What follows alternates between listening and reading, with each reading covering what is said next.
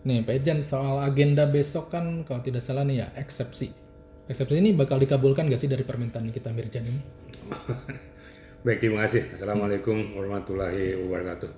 Selamat malam, salam sejahtera. Yang namanya eksepsi itu kan nota keberatan ataupun pembelaan untuk menganulir ataupun menjawab dakwaan daripada JPU. Bukan berarti dikabulkan atau enggak. Itu belum bisa kita jawab. Nanti kan adanya azas pembuktian. Sekarang JPU berani memunculkan penerapan pasal itu dan TPPU itu. Sekarang bisa nggak kira-kira pihak ini kita dengan kuasa hukumnya untuk menjawab dengan data dan fakta, bukti-bukti yang bisa menguatkan bahwa tidak seperti itu. Kalau hanya mematahkan gitu tapi tidak ada dasarnya, tidak ada data dan fakta, bukti, saksi dan sebagainya, ya susah. Seketika JPU sudah melakukan dakwanya, berarti itu kan mereka sudah mempelajari, itu tim. Berarti kuat sudah dudukannya itu bahwa memang terjadinya suatu dugaan peristiwa pidana. Dugaan peristiwa pidana, ingat loh ya. Nah, di pengadilan itu dibuktikan bahwa saya tidak seperti itu. Saya dikriminalisasi. Kalau ngomong dikriminalisasi, ya buktikan dong bahwa saya dikriminalisasi. Apa buktinya? Bukan hanya sekedar ngomong.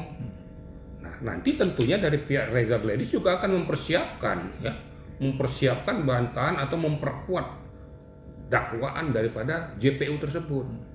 Nah, bisa membantah atau mengamputasi apa yang disampaikan oleh pihak Bahmit. Kan seimbang kan? Nah, nanti tinggal hakim yang menilai, menganalisis, kemudian merumuskan serta memutuskan. Jadi posisi daripada Nikita saat sekarang ini adalah masih status terdakwa, belum terpidana dan dia masih diduga, ya, diduga loh ya, diduga melakukan suatu perbuatan tindak pidana itu, tapi belum ada kekuatan hukum dari hakim. Kira-kira gitu ya. Berarti bakal dikabulkan atau enggak nih?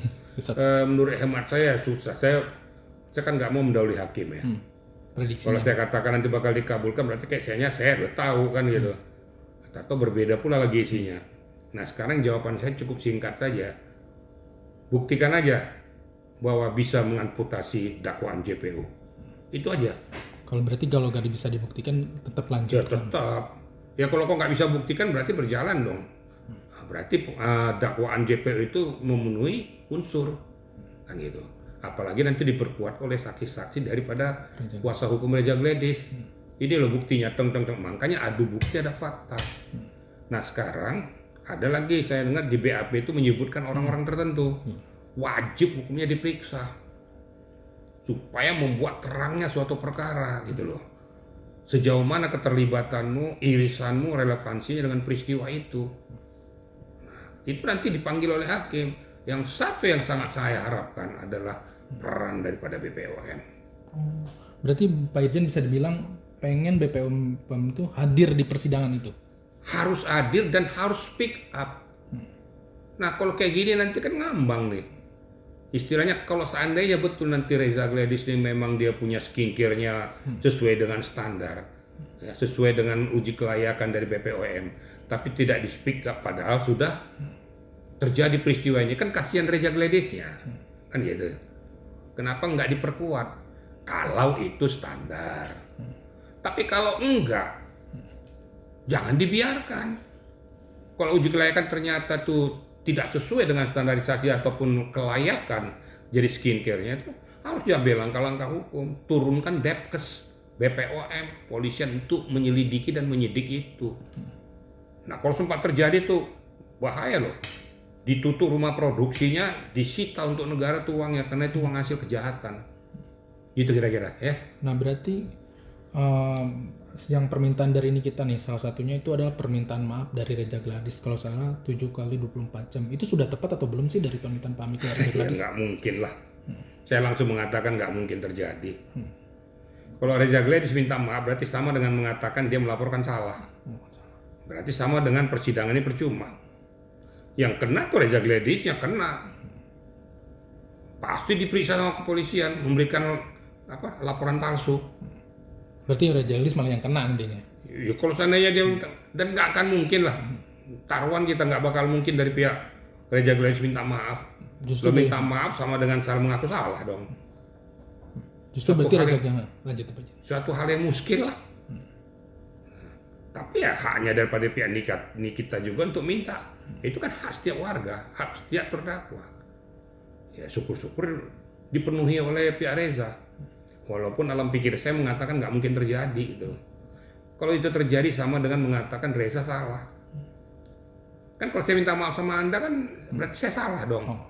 Berarti kasus ini nggak benar dong. Berarti saya harus melaporkan orang dong. Berarti si Rezanya harus dipidana, memberikan keterangan palsu. Paham kira-kira ya? Berarti Reza Gladys ini bisa dibilang sudah akan mempersiapkan di persidangan ini secara matang. Saya yakin dengan peristiwa ini kuasa hukumnya Julianus gitu kan salah Julianus sendiri pasti sudah mempersiapkan benteng-benteng untuk memperkuat dakwaan daripada JPU. Itu udah pasti itu. Berarti termasuk saksi-saksi. Ya, saksi-saksinya yang menguatkan. Kemudian, maaf, pihak sini kita juga harus mempersiapkan diri dengan data, bukti, fakta, saksi untuk menguatkan bahwa dakwaan itu tidak benar. Nah ini yang perlu kira-kiranya si Nikita ini speak up betul, keluarkan semuanya, buka Pandora itu. Ya, supaya adil, jangan Nikita doang aja yang kena, kan kasihan juga Nikitanya kan gitu. Supaya semuanya adil ya sudah, mainkan saja. Supaya juga ada transparansi gitu loh. Menurut hemat saya seperti itu. Kalau enggak, kalau diam-diam saja ya pasti bermuara kepada ya vonis. Bagaimana caranya ya harus betul-betul jeli, cermat, betul-betul dikuasai oleh kuasa hukumnya apa yang harus dipersiapkan besok di dalam menjawab dakwaan JPU. Karena kan namanya eksepsi itu kan nota keberatan, nota pembelaan dirinya untuk memberikan tanggapan terhadap dakwaan jaksa. Kira-kira gitu ya. Oke, cukup.